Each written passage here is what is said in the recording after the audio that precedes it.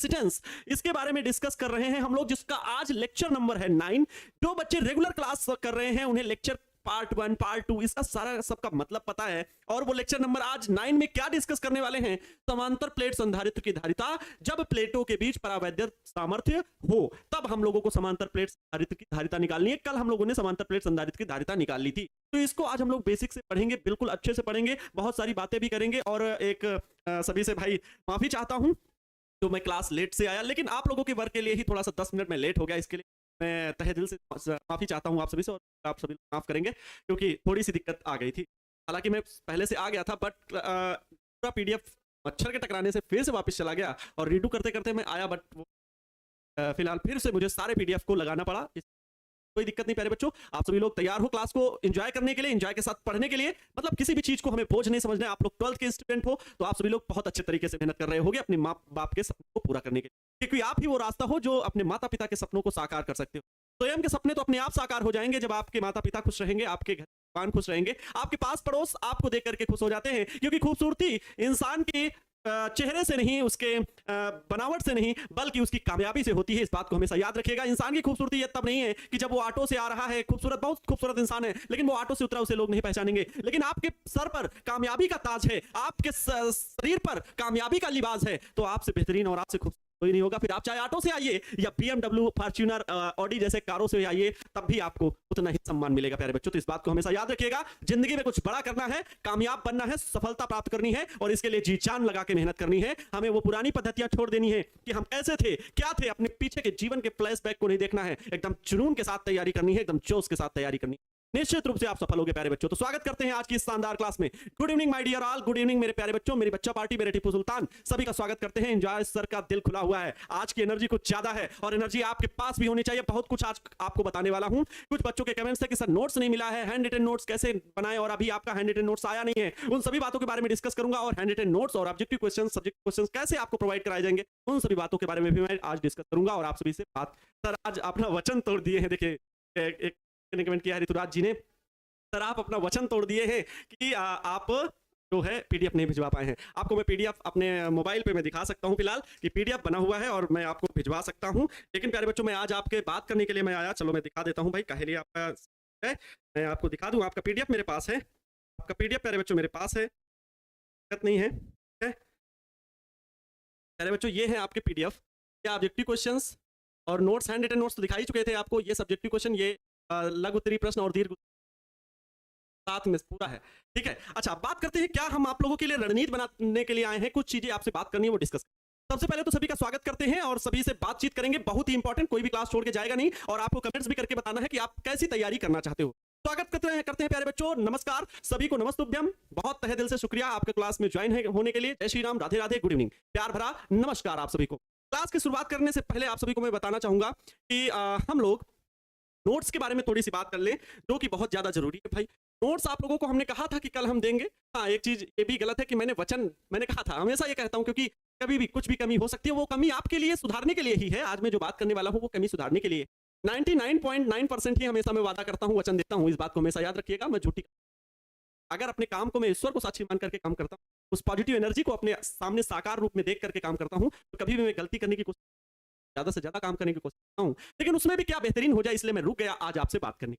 तो प्यारे बच्चों, नोट्स जो है वो आपके बिल्कुल तैयार हैं। आप सभी को नोट्स जो है मैं वो हैंड रिटन भी देने वाला हूं, जो मेरे द्वारा लिखा गया है। प्यारे बच्चों, हैंड रिटन नोट्स आपको प्रोवाइड कराया जाएगा। सबसे पहली चीज, आपको हैंड रिटन नोट्स जो मेरे द्वारा लिखा गया है थ्योरी होगी। तो होगा क्या, तो थ्योरी होगी, बहुत ध्यान समझिएगा। थ्योरी थ्योरी थ्योरी ये थ्योरी मेरे द्वारा पूरी लिखी गई, एक एक हेडिंग लिख करके बढ़िया से थ्योरी लिखी गई, आपके सामने मैंने दिखाया था कैसे। अब आप लोगों से एक क्वेश्चन मैं करना चाहता हूं कि क्या हुआ सर, साउंड रुक रुक आ रहा है। देखो अच्छा आ रहा है साउंड। हेलो सर, आपका साउंड कट रहा है। हेलो, आना तो चाहिए वाइस, ठीक। पास और कोई है भी नहीं टेक्निकल टीम वाला, नहीं स्टार्ट कर लेता हूँ। गए थे। हेलो हेलो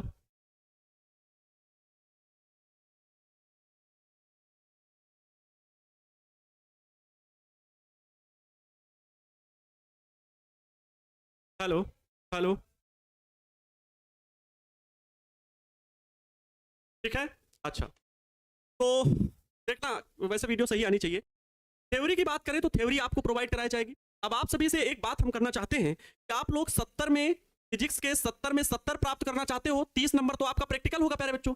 ये तो आपके कॉलेज में प्रयोग कॉलेज के द्वारा दिए जाएंगे 30 नंबर, कॉलेज में आप कैसा परफॉर्म करते हो प्रैक्टिकल में उसके द्वारा दिए जाएंगे। लेकिन क्या आप 70 में 70 नंबर प्राप्त करना चाहते हो या कुछ कम प्राप्त करना चाहते हो? किसकी क्या इच्छा है, जरा दिल खोल के बताइएगा। ठीक है, किसकी क्या इच्छा है दिल खोल के बताइए। आप लोगों से हम बात कर रहे हैं आज, एकदम बात करके आप लोग और सेटिस्फाइड हो जाए। क्लास को जल्दी से जल्दी शेयर भी कर दीजिए सभी के पास, ठीक है, सभी बच्चों के पास, ताकि सभी लोग जुड़ जाए भाई। हाँ, 70 में 70, वेरी गुड। 70 में 70 बहुत, प्रिया कुमारी जी, संजय पाल जी, बहुत सारे बच्चे कमेंट कर रहे हैं कि सर 70 में 70 पाना चाहते हैं और यही सबकी इच्छा भी होती है। तो प्यारे बच्चों एक रिक्वेस्ट है कि आप लोगों ने जो 10th का लेवल प्यारे बच्चों पढ़ा, ठीक है, मेरे छोटे भाई बहनों, मेरे मित्रों और मेरे जिगर के टुकड़ों, जो भी कह लो, बहुत अच्छा लगता है आप सभी से जितना प्रेम से बात करते हैं और आप सभी का जो प्यार मिलता है उसी के लिए काम भी करना होता है, बाकी सब बातें अपनी जगह। तो 10th लेवल में प्यारे बच्चों जो आप लोग पढ़ रहे थे वो एक स्टैंडर्ड जो था, एक सीमित कोर्स होता था। वहां पर आप 100 मार्क्स के लिए क्वेश्चन के लिए तैयारी करते थे।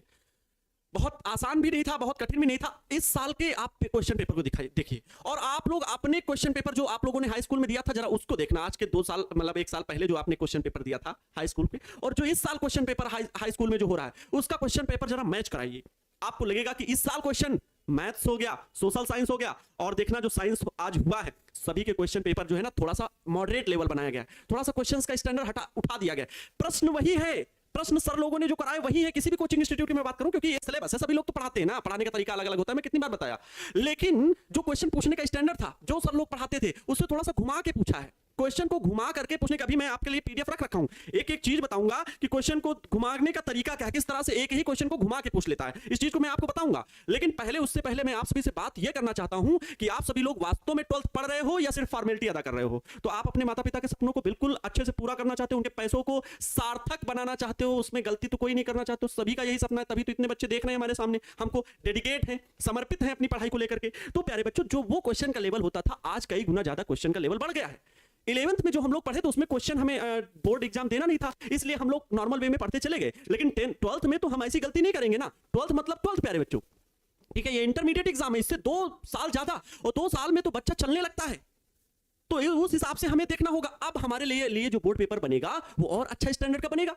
अब कुछ लोग कह रहे होंगे कि सर 10th में तो हमें क्वेश्चन आंसर पढ़ा दिया जाता था, प्रश्न दे दिए थे और आंसर हम लोग रट लेते थे, हम लोग आंसर ऑब्जेक्टिव क्वेश्चन के भी रट लेते थे। लेकिन प्यारे बच्चों ये बात याद रखिएगा कि अगर आप किसी प्रिंसिपल को पढ़ रहे हो, मतलब सिद्धांतों को पढ़ रहे हो, सैद्धांतिक रूप से पढ़ रहे हो, तो रटा हुआ आपको कुछ दूरी तक ही ले जा सकता है। जब आपके कॉन्सेप्ट प्यारे बच्चों क्लियर होंगे, और मैं किसके लिए बात कर रहा हूं, ये 12th एग्जाम के लिए बात कर रहा हूं। 10th लेवल इसका 20% है, 12th का 10th जो एग्जाम लेवल है वो 20% है, सिलेबस जो है वो 20% है, 80% ज्यादा है, बहुत ज्यादा इसमें पढ़ना है प्यारे बच्चों। और एक चीज याद रखिएगा कि आपको कॉन्सेप्ट क्लियर करने हैं।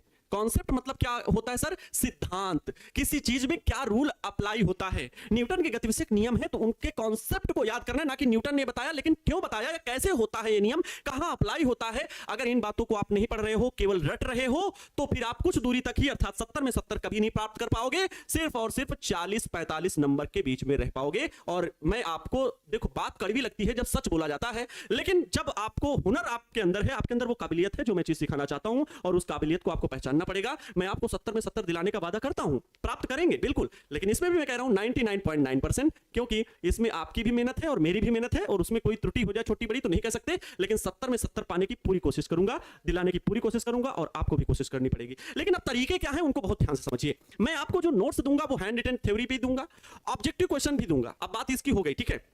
दूसरा प्यारे बच्चों हैंड रिटन नोट्स हो गया, दूसरा मैं आप सभी को ऑब्जेक्टिव क्वेश्चन भी दूंगा, ऑब्जेक्टिव क्वेश्चन, ठीक है, ऑब्जेक्टिव क्वेश्चन भी आप सभी को मैं दूंगा। और तीसरी प्यारे बच्चों इसका जो है, इसके पीडीएफ 2 आएंगे, इसके ऑब्जेक्टिव क्वेश्चन के 2 तरह से पीडीएफ आएंगे, ठीक है। ऑब्जेक्टिव क्वेश्चन के पीडीएफ कितने आएंगे? 2 तरह से। पहला, ओहो ऊपर नीचे कर दिए, देखो पहला 2 तरह से पीडीएफ आएंगे। एक तो नॉर्मल होगा जो मैं आप सभी को क्लास में पढ़ाऊंगा वो, और एक क्वेश्चन बैंक का क्वेश्चन होगा। एक कहां का होगा?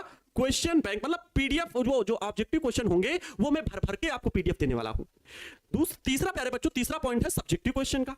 मैं आपको सब्जेक्टिव क्वेश्चन भी कराने वाला हूं, सब्जेक्टिव क्वेश्चन भी कराने वाला हूं, ठीक है। सब्जेक्टिव क्वेश्चन, सब्जेक्टिव क्वेश्चन भी मैं आपको कराने वाला हूं। लेकिन सब्जेक्टिव क्वेश्चन में मैं 2 तरह से आपके पास पीडीएफ भेजूंगा। एक तो सब्जेक्टिव क्वेश्चन जो होंगे प्यारे बच्चों, उसमें मैं आपको केवल क्वेश्चन भेजूंगा, केवल क्वेश्चन, केवल क्वेश्चन होंगे। जो मैं हैंड रिटन नोट्स भेज रहा हूं, देख लो, यही बात मैं आपसे पूछ रहा हूं। सर बहुत डर लग रहा है। अरे कैसे डर लग रहा है? ठीक है ना सर? आपसे पढ़ने के लिए मेरा भतीजा रोता है। कौन है? सुमन कुमारी जी। अच्छा देखो, मैं क्या कह रहा हूं, हैंड रिटन नोट्स मैं आपको भेजूंगा, और हैंड रिटन नोट्स प्लस आपको क्वेश्चन, कौन कौन से ऑब्जेक्टिव क्वेश्चन जो नॉर्मल मैंने आपको पढ़ाए हैं वो भेजेंगे, और क्वेश्चन आपको सब्जेक्टिव वाले भेजेंगे, लेकिन आंसर नहीं होगा इसमें। क्या प्यारे बच्चों? आंसर नहीं होगा। ये देखो मैं लिख दे रहा हूं, आंसर जो है वो नहीं होगा। ये चीज याद रखिएगा, आंसर नहीं लिखा होगा। किस प्रकार क्वेश्चन होगा? देखो, जैसे देखो, ध्यान से समझना। ये देखो, जैसे प्रश्न है, और देख लो दूसरा थोड़ा।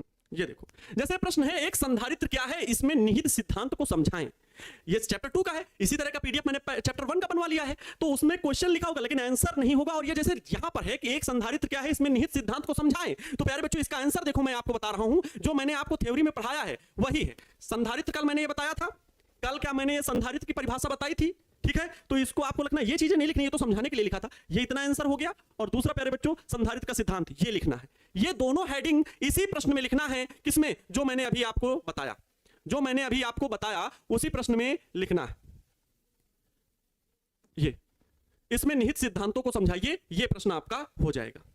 ये इस प्रश्न में वो दोनों हेडिंग लिखनी है। अब अगर ये तरीके आप ऑब्जर्व करने लगे, इन तरीकों को आप समझने लगे, तो प्यारे बच्चों क्वेश्चन कैसे भी घुमा के पूछे, अब होगा क्या? कभी लिख देगा एक संधारित्र क्या होता है, इसके सिद्धांत को समझाते हुए समांतर प्लेट संधारित्र को समझाइए। इसी में समांतर प्लेट संधारित्र जोड़ देगा, या फिर लिखेगा संधारित्र किस सिद्धांत पर कार्य करता है समझाइए। संधारित्र क्या होता है, संधारित्र का सिद्धांत क्या है समझाएं, या इस तरह का शब्द ना लिख करके कोई दूसरा लिख दिया, तो आप कहोगे सर जी ये तो हमारे वाले पढ़ाए नहीं, ये तो अलग क्वेश्चन आ गया। ठीक है सर, आज ही यही चीज पर डिस्कस कीजिए।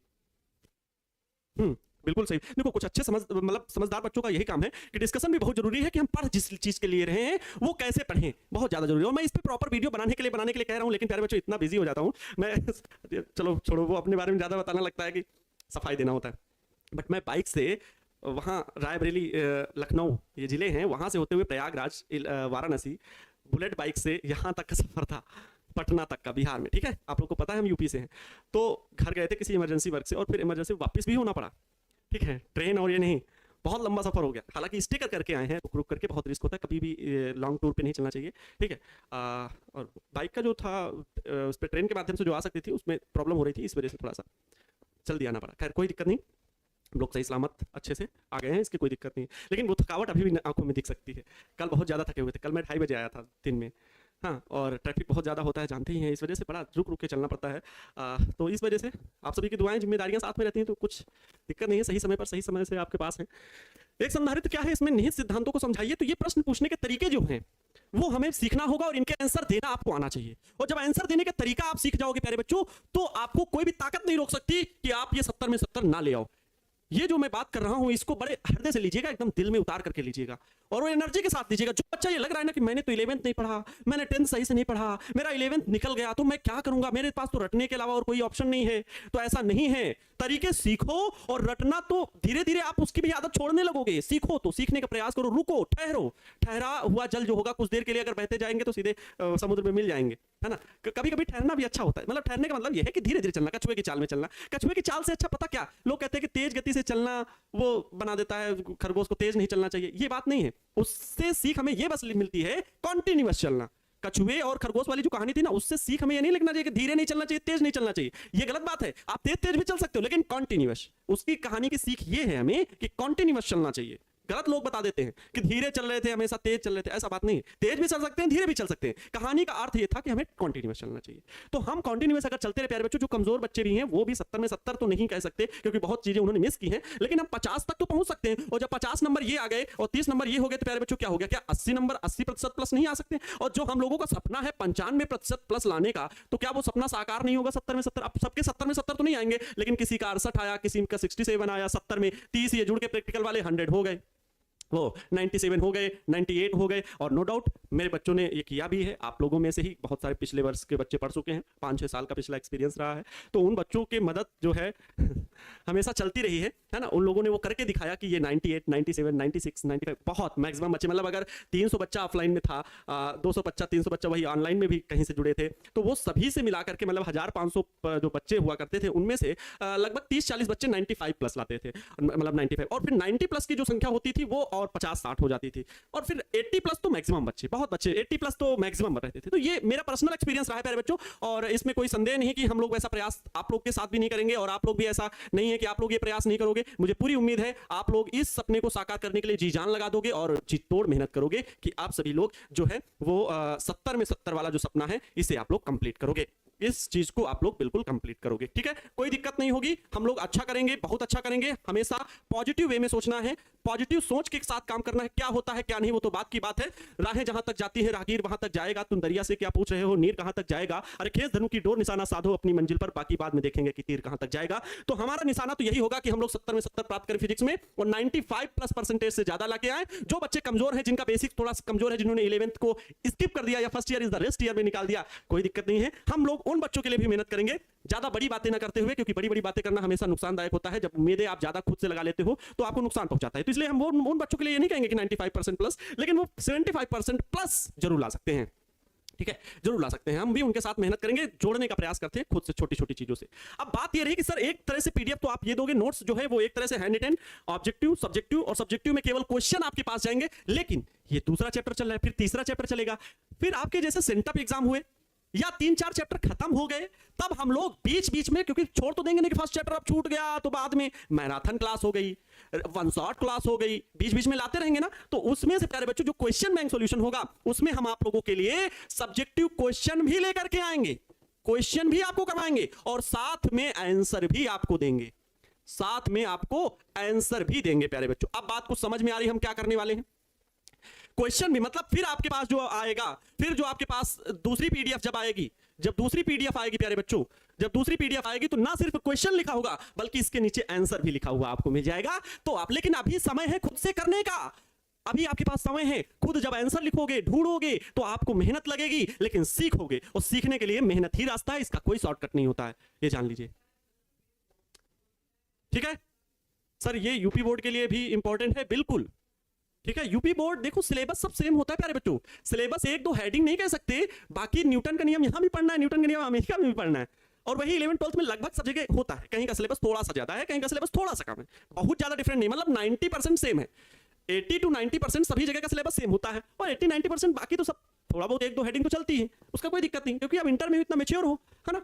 तो 80-90% सिलेबस सब जगह का सेम होता है, यहाँ देश से लेकर के विदेशों तक, कोई दिक्कत नहीं है, ठीक है। इसके लिए परेशान नहीं होते हैं। एग्जाम पैटर्न अलग अलग होता है, कहीं पर जैसे यहाँ पर मैं देख रहा हूँ, कहाँ पर बिहार में 35 क्वेश्चन ऑब्जेक्टिव है ना, यूपी में 6 क्वेश्चन ऑब्जेक्टिव है, 70 में 35 क्वेश्चन ऑब्जेक्टिव, 35 क्वेश्चन सब्जेक्टिव, वहां मात्र 70 में 6 क्वेश्चन ऑब्जेक्टिव होते हैं, मात्र 6 क्वेश्चन। फिजिक्स की मैं बात कर रहा हूँ, केवल 6 क्वेश्चन ऑब्जेक्टिव, फिर सब्जेक्टिव सारा होता है, मतलब 64 मार्क जो होता है वो सब्जेक्टिव होता है, जिसमें से फिर 6 क्वेश्चन जो होते हैं वो 1-1 नंबर के होते हैं, ऑब्जेक्टिव क्वेश्चन भी 1-1 नंबर का, फिर होते हैं 2-2 नंबर के 6 क्वेश्चन, फिर होते हैं 3-3 नंबर के 10 क्वेश्चन लगभग, फिर 5-5 नंबर के 2 क्वेश्चन, इस तरह से होता है। तो मतलब एग्जाम पैटर्न अलग अलग होता है प्यारे बच्चों, और कुछ नहीं होता है। इस बात को समझो, थोड़ा सा आप गंभीर हो गए हो, अच्छी उम्र हो गई आपकी समझदारी वाली, है ना। अब बेवकूफों वाली आपकी उम्र नहीं रहेगी, छोटे बच्चे जिद करना नहीं हमको तो यही पढ़ना था, हमको तो ऐसे ही पढ़ना था। आप सर अलग बता रहे हैं, हम कुछ अलग नहीं कुछ कर रहे हैं, हम भी वही आप जो चाहते हैं वो कर रहे हैं। आपको हम प्यारे बच्चों ये चीज दे रहे हैं, क्या ये चीज दे रहे हैं, ध्यान समझिएगा। हम आपको ये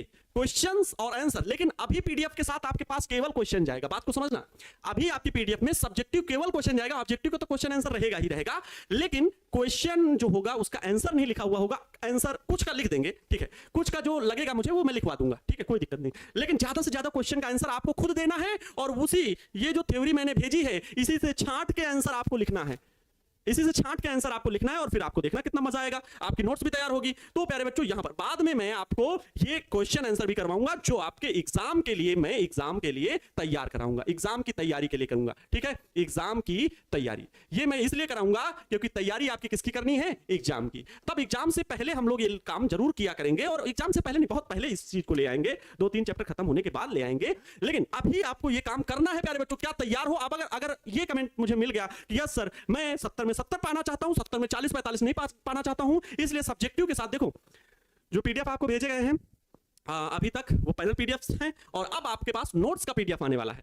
और टाइप किए हुए की मैं गारंटी देखो नहीं लेता हूं, वो क्योंकि यहाँ का मैनेजमेंट का काम है और यहाँ पर टाइप करने वालों के ऊपर काम करता है, इसलिए। लेकिन ये भी नहीं कहूंगा कि सर क्या पैनल पीडीएफ वाला जो टाइप किया हुआ आपका नोट्स आएगा उसी से पढ़ें, या आप जो हैंड रिटन दे रहे हैं उससे पढ़ें, बात वही मैटर टाइप होना है। देखो जो मैं थ्योरी लिखा हूं, जो मैंने कॉन्सेप्ट लिखे हैं, जो मैंने हैंड रिटन से अच्छी भाषा में, सरल भाषा में लिखा है, आपकी क्वेश्चन बैंक की परिभाषा नहीं है, आपकी किताब से नहीं है, मतलब उससे अच्छे अच्छे वर्ड जिनको पढ़ना आसान होता है उसको बना करके बढ़िया से अच्छे से लिखा है, तो वो थ्योरी आपको चाहे हैंड रिटन में मिले या टाइप किए हुए मिले, बात क्या फर्क क्या है। अब टाइप किए हुए की मैं गारंटी नहीं लेता हूं क्योंकि वो मेरे ऊपर नहीं है, वो मैनेजमेंट पे है, वो टाइप करने वालों पर है। समय मिलता है तो बेचारे टाइप करते हैं वो लोग भी, है ना, उन लोग के पास भी बहुत काम होता है। तो जब आए तब आए, मैं उसको गारंटी नहीं लेता हूं, वो कब आती है कब नहीं उससे मतलब नहीं। आपको मैटर मिलना चाहिए पढ़ने के लिए, उसकी गारंटी मैं हैंड रिटन की देता हूं कि ये आपके पास बेहतरीन पहुंचेगा, बेहतरीन लेवल का पहुंचेगा, इस बात की गारंटी हम लेते हैं। अच्छी भाषा में कम और स्पष्ट स्वच्छ आपको मिलेगा, ठीक है। क्या आपको कोई दिक्कत है?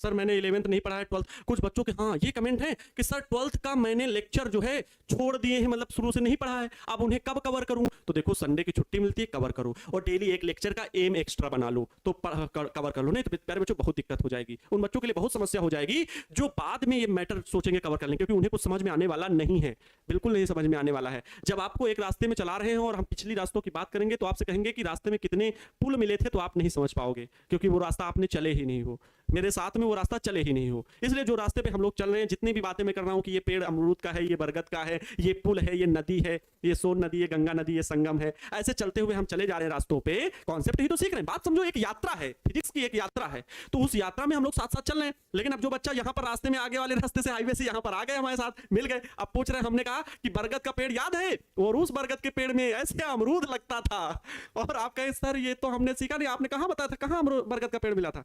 तो आप क्या, आप आधे रास्ते से जुड़े तो नहीं समझ पाओगे। इसलिए फिर से मैं कहता हूं पूरा रास्ता चल के जल्दी से आप थोड़ा दौड़ते हुए आ जाओ, क्योंकि हम लोग वैसे ही चल रहे हैं, हम लोग टहलते हुए चल रहे हैं, है ना। तो जो बच्चों का कोर्स छूट गया है वो पीछे से दौड़ते हुए थोड़ा सा आ जाए, स्पीड से पढ़ते हुए आ जाए, उन जो लेक्चर छूट गए हैं उनको कवर कर ले। देखो एग्जांपल सेट करना मेरा काम है कि आपके साथ एग्जांपल सेट कर दूं ताकि वो बातें आपको समझ में आ जाए, फायदा क्या होता है, नुकसान क्या होता है, ठीक है।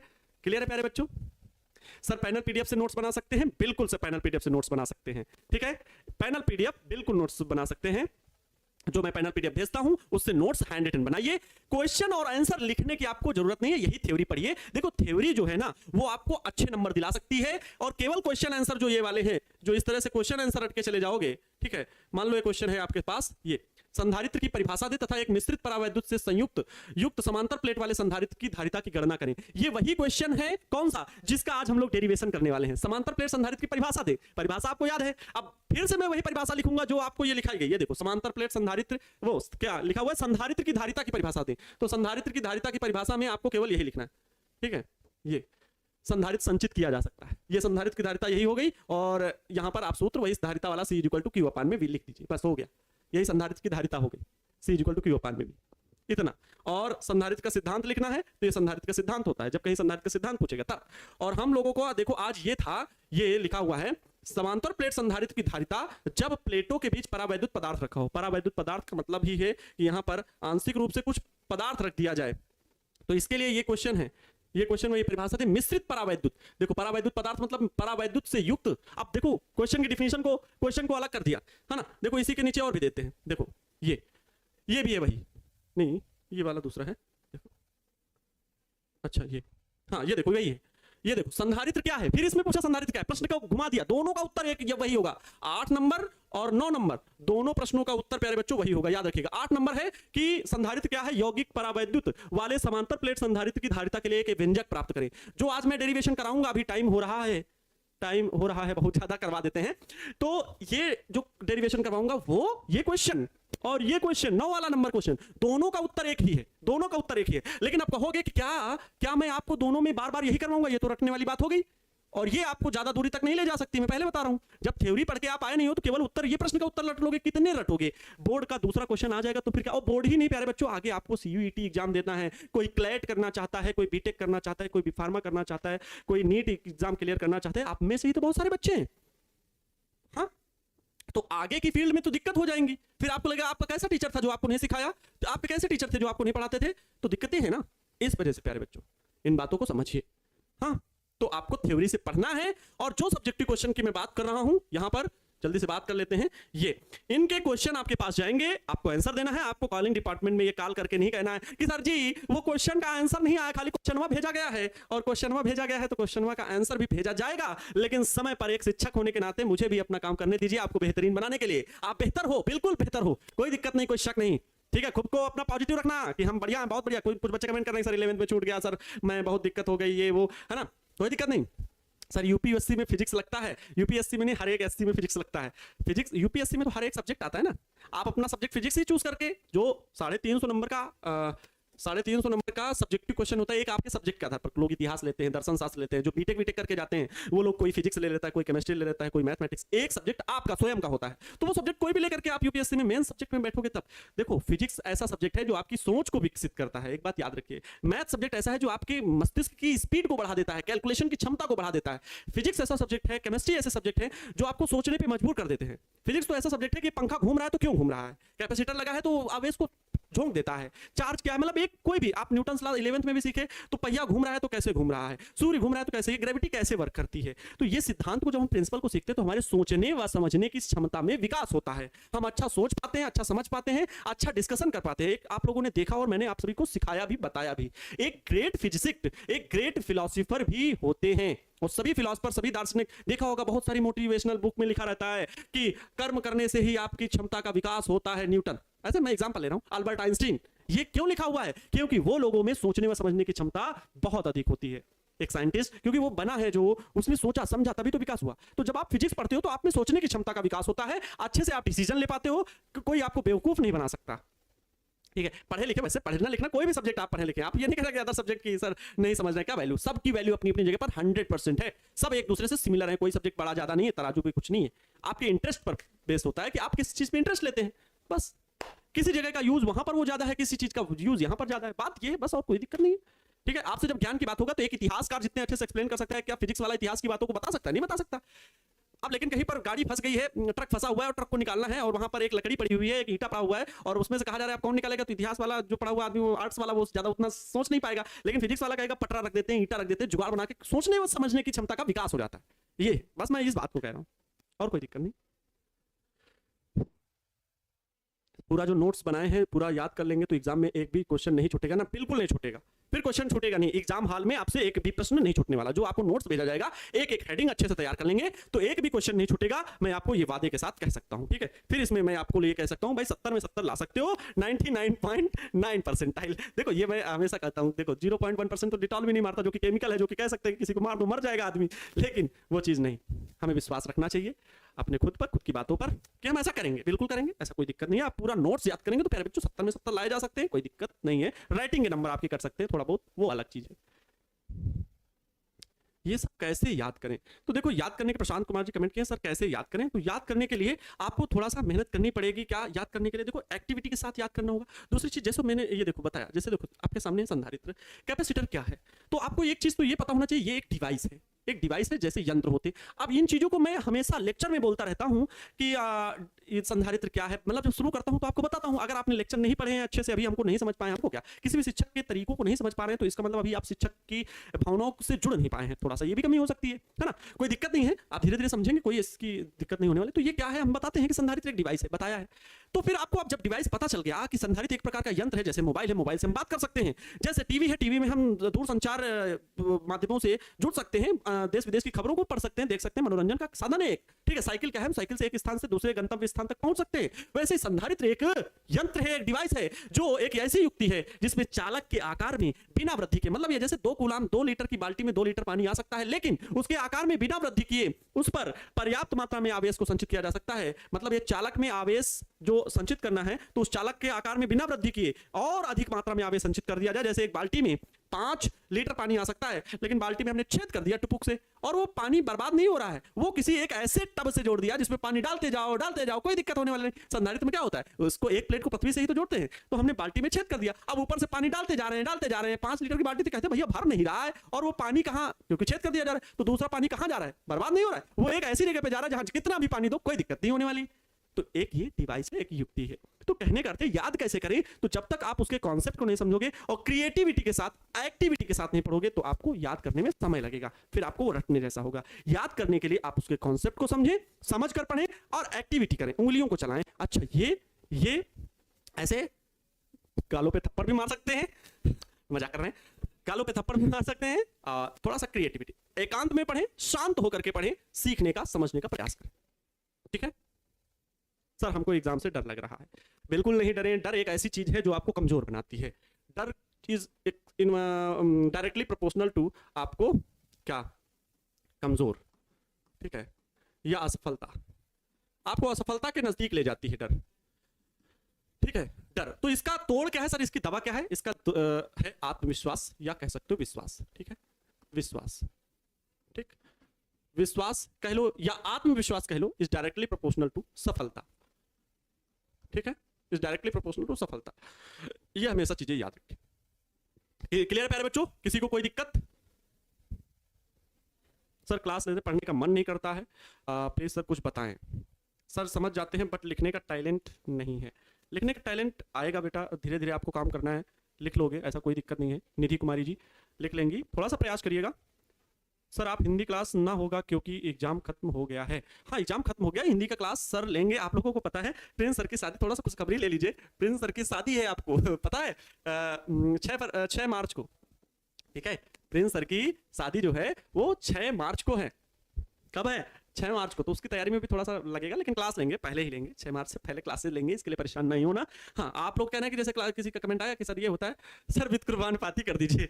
अरे नहीं भाई, जो कॉन्सेप्ट सिखाए ये मन की सोच है, मतलब बहुत सारी बुक्स पढ़ना, बहुत सारी मेरी आदत में हमेशा शामिल रहता है, बहुत सारी एथिक्स, मतलब जो होता है कि आपको मोटिवेट करते हैं और कुछ अलग लाइफ में हम करना भी चाहते हैं, आपसे भी करवाना चाहते हैं कि कुछ करना चाहिए, निरंतर सीखते रहना चाहिए। फिजिक्स मेरा सब्जेक्ट है, मैं पढ़ाता हूँ अच्छे से, लेकिन लाइफ में और मुझे अच्छे करने काम, और बच्चों को मोटिवेट करना है, और बच्चों को इन चीज़ों से जोड़ना है कि वो कैसे शुरुआत करें, कैसे बहुत से ऐसे बच्चे हैं जो पढ़ने की इच्छा रखते हैं लेकिन शुरू नहीं कर पाते हैं, तो उनको मोटिवेट करना, उनको गाइड करना प्रॉपर वे से, इसकी बहुत जरूरत है। मैं देखता हूँ बहुत जरूरत है, बच्चे मोटिवेटेड हैं, सीखना चाहते हैं, घर की परिस्थितियाँ उनको कमजोर बना दे रही भाई, पैसा नहीं है, कुछ नहीं है, लेकिन उन चीज़ों से मैं आपको जोड़ूंगा, ऐसा नहीं है। आने वाले भविष्य में धीरे धीरे आप सभी से बातें होती रहेंगी। बात अभी प्यारे बच्चों में कह रहा हूँ, प्रिंस सर की शादी 6 मार्च को, इस कार्यक्रम में थोड़ा सा बिजी रहेंगे, लेकिन आज से ही एग्जाम खत्म हुआ है और आज वो बच्चों से मीटअप करने के लिए भी गए थे, तो वहां से मिले हैं, आप देख सकते हैं टारगेट बोर्ड चैनल पे, वहां पे जाके कि मीटअप की फोटो भेजी गई है। अभी कल एग्जाम इंग्लिश का है तो उसमें भी थोड़ा बिजी रहेंगे वो, लेकिन फिर उसके आगे क्लासेस लेंगे वो प्रॉपर रूप से, आप हिंदी के लिए परेशान बिल्कुल नहीं होंगे। ठीक है, कोई दिक्कत नहीं है, हिंदी सब्जेक्ट भी आपका प्रॉपर रूप से ही चलेगा। सर कांग्रेचुलेशन बोल दीजिएगा सर को मेरी तरफ से। बिल्कुल। बारात कहाँ जाएगा सर? तो वहीं उनके डिस्ट्रिक्ट पे नालंदा जिला पड़ता है, वहीं पे होगा। मुझे ज़्यादा पता नहीं है सर, मैम को नाम बता दीजिए। नाम तो मुझे भी नहीं पता है अभी मैम नाम नहीं पता है मंतोष कुमार जी। ठीक है सर, मैम का नाम बोल दीजिए, नहीं पता है भाई। अच्छा सर 6 मार्च को हमारी भाई की शादी है। ओहो,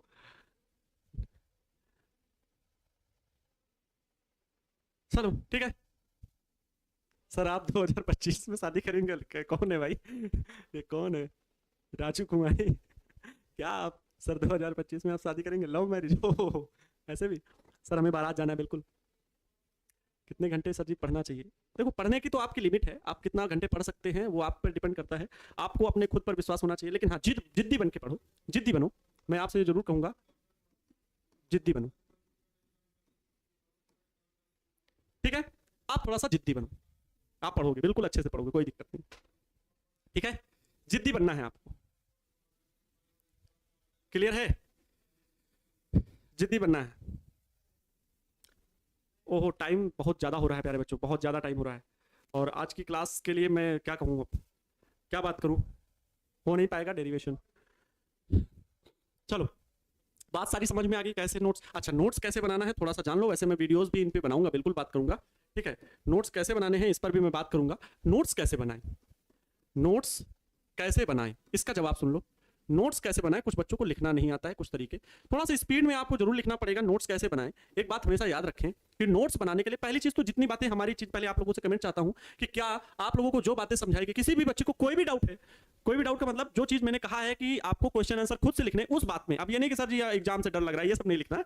क्या चीज जो मैंने बताई है वो आपको अच्छा लगा, खुद से आंसर लिखना, थ्योरी पूरी है, प्रश्न को ढूंढ करके उसी हेडिंग को लिखना। अगर आपको ये चीज अच्छी लगी है, और बाद में मैं ये भी बोल रहा हूं कि सब्जेक्टिव क्वेश्चन का आंसर मैं आपको बाद में पूरा अच्छे से प्रोवाइड कराऊंगा, तो अगर इन सब बातों से सहमत हो तो यस सर कमेंट करके लिखिए, यस सर कमेंट करके लिखिए कि यस सर मैं बिल्कुल तैयार हूं। फिर आगे बढ़ते हैं। यस सर कमेंट आने लगे हैं विष्णु कुमार जी, नो प्रॉब्लम भैया, no problem sir, okay, no sir, no doubt, okay, बहुत बहुत आभार, बहुत बहुत आकांक्षी हूं आपके इस स्नेह का, इस प्रेम का। नो प्रॉब्लम सर, नो भैया, सर हम जल्दी, सर हम जिद्दी कर बनना चाहते हैं, बहुत बढ़िया।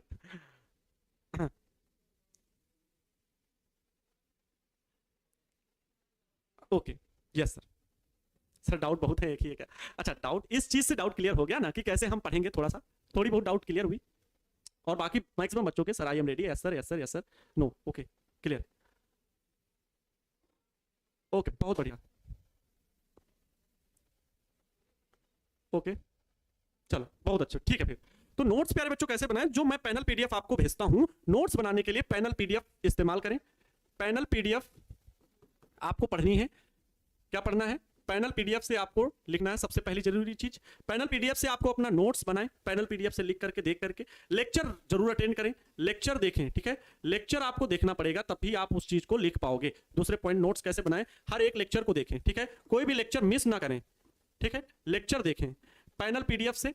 पैनल पीडीएफ आपकी हेल्प के लिए हो जाता है, मतलब जो आपको पढ़ाया गया वो कहीं छूट गया हो तो उन बातों को आप पैनल पीडीएफ से देख सकते हैं, क्योंकि मैं वहां पर लिखता हूं आपको, क्योंकि पढ़ना है ना, समझना है ना, जब मैं लेक्चर ले रहा हूं तो आप लेक्चर देखें और पैनल पीडीएफ से फिर नोट्स बना लें, कोई दिक्कत नहीं है। बाकी आपको पैनल पीडीएफ तो भेजा ही जाएगा, नोट्स बना लें। तीसरी चीज आप बुक से भी, बुक को पढ़ करके, बुक पढ़ें, इन चीजों को जरूर याद रखें भाई, बुक पढ़ें और जो चीज आपको इंपॉर्टेंट लगे उसी हेडिंग से रिलेटेड वो आप उसी जगह लिख लीजिए।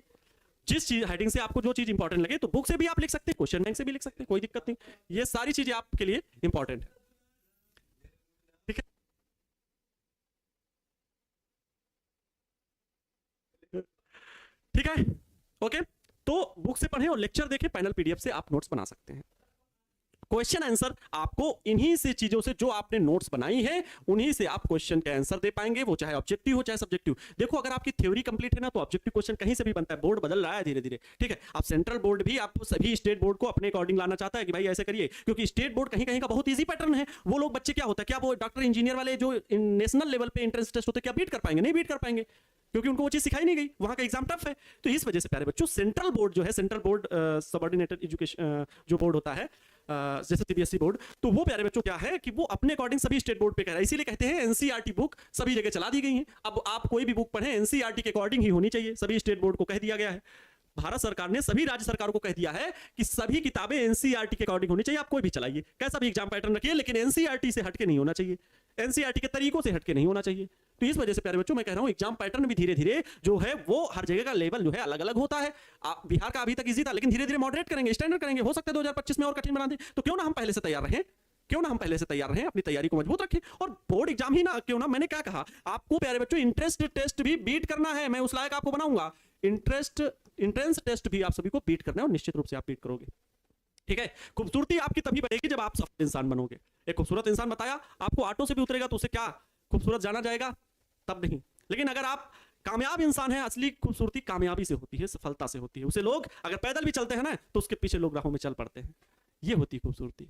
बात समझ में आया? तो wish you all the best. आज के लिए इतना ही प्यारे बच्चों, और आज का जो लेक्चर जो छूट गया है, जो टॉपिक, उसको मैं कल कवर करूंगा, और आप सभी के नोट्स से जो टाइम था कि नोट्स के लिए सर बता दीजिए, उसके लिए मैंने क्लियर कर दिया। आपके पास क्या पैनल पीडीएफ आने वाले हैं, क्या पीडीएफ आने वाले हैं, उसी तरीके से फिजिक्स की पढ़ाई आपको करनी है। निश्चित रूप से अच्छे परिणाम आएंगे और अच्छे मार्क्स भी आएंगे। जो बच्चे अपने आप को अभी लग रहा है कि हम इतने प्राप्त कर सकते हैं, उसमें इंक्रीमेंट जरूर दिखेगा, आपको लगेगा कि हाँ मैं अब खुद से कुछ पढ़ने में कामयाब बन पा रहा हूँ, कुछ मैं अच्छा कर रहा हूँ अपनी पढ़ाई में, तो आप सभी को भी अच्छा लगेगा, क्योंकि खुद पर विश्वास होना चाहिए, क्योंकि self confidence is directly proportional to success. इस बात को हमेशा याद रखें। मिलते हैं नेक्स्ट वीडियो लेक्चर में। तब तक आप सभी लोग खुश रहें, मस्त रहें और दूसरों को भी खुश रखने का पूरा प्रयास करें। जय हिंद, वंदे मातरम।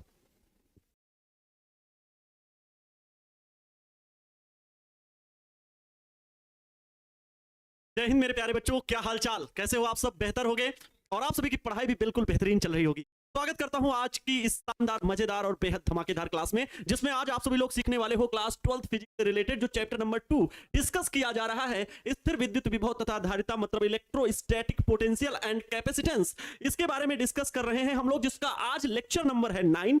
जो बच्चे रेगुलर क्लास कर रहे हैं उन्हें लेक्चर पार्ट 1, पार्ट 2 इसका सारा सबका मतलब पता है। और वो लेक्चर नंबर आज 9 में क्या डिस्कस करने वाले हैं? समांतर प्लेट संधारित्र की धारिता। जब प्लेटों के बीच परावैद्युत सामर्थ्य हो तब हम लोगों को समांतर प्लेट संधारित्र की धारिता निकालनी है। कल हम लोगों ने समांतर प्लेट संधारित्र की धारिता निकाल ली थी, तो इसको आज हम लोग बेसिक से पढ़ेंगे, बिल्कुल अच्छे से पढ़ेंगे, बहुत सारी बातें भी करेंगे। और एक सभी से भाई माफी चाहता हूं तो मैं क्लास लेट से आया, लेकिन आप लोगों के वर्क के लिए ही थोड़ा सा 10 मिनट में लेट हो गया। इसके लिए मैं तहे दिल से माफी चाहता हूं आप सभी से, और आप सभी माफ करेंगे क्योंकि थोड़ी सी दिक्कत आ गई थी। हालांकि मैं पहले से आ गया था, बट पूरा पीडीएफ मच्छर के टकराने से फिर से वापस चला गया और रीडू करते करते मैं आया, बट वो फिलहाल फिर से मुझे सारे पीडीएफ को लगाना पड़ा। कोई दिक्कत नहीं प्यारे बच्चों, आप सभी लोग तैयार हो क्लास को एंजॉय करने के लिए, एंजॉय के साथ पढ़ने के लिए। मतलब किसी भी चीज को हमें बोझ नहीं समझना है। आप लोग 12th के स्टूडेंट हो तो आप सभी लोग बहुत अच्छे तरीके से मेहनत कर रहे होगे अपने माँ बाप के सपनों को पूरा करने के लिए, क्योंकि आप ही वो रास्ता हो जो